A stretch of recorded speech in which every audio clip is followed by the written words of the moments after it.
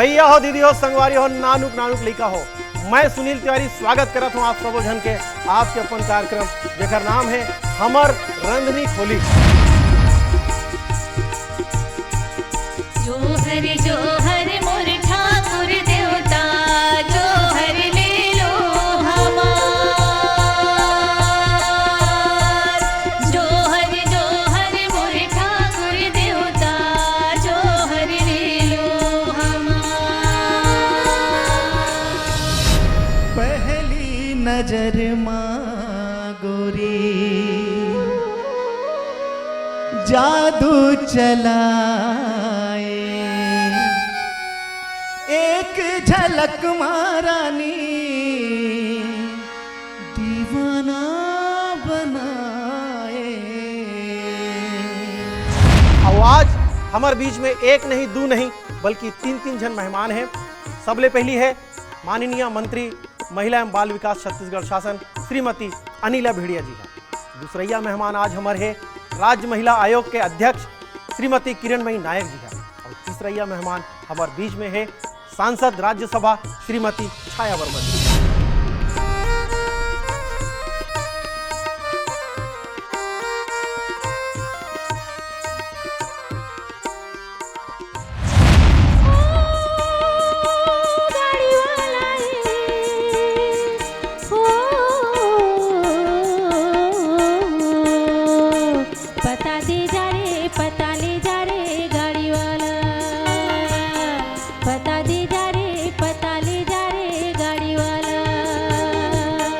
बता दे जा ले जा गाड़ी वाला रे, तोर गाँव के, तोर काम के, तोर नाम के पता दे जा।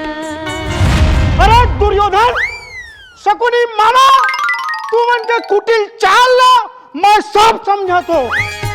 नाक नथुनिया सोहे काना मा कुंडलाओ, नाक नथुनिया सोहे काना मा कुंडलाओ, नाक नथुनिया सोहे काना मा कुंडलाओ।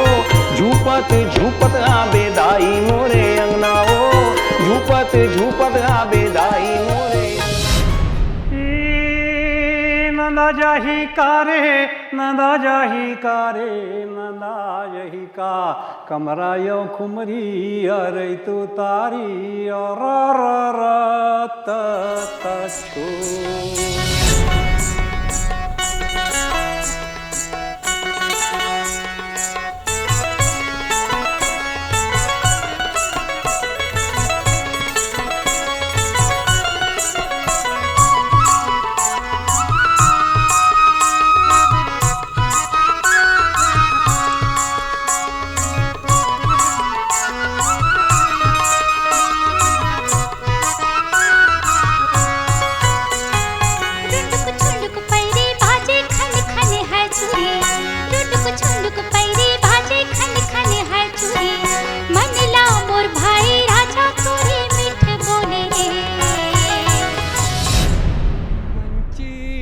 हमर रंधनी खोली में छत्तीसगढ़ी लोक कला विश्व पटल पर स्थापित करने वाला पद्म विभूषण श्रीमती तीजन बाई जी हमार रंधनी खोली में आए हैं। और संग में पद्मश्री अनुज शर्मा जी जी हाँ, छत्तीसगढ़ी सिनेमा के ऐसे नाम है कि जब जब छत्तीसगढ़ी सिनेमा के जिक्र हो ही तो अनुज शर्मा जी के नाम सबले पहली ले जाए।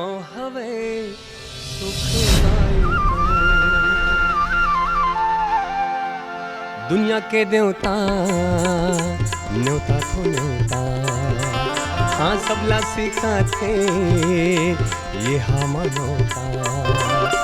दुनिया के देवता न्योता तो न्योता, सबला सीखा थे ये हम नौता।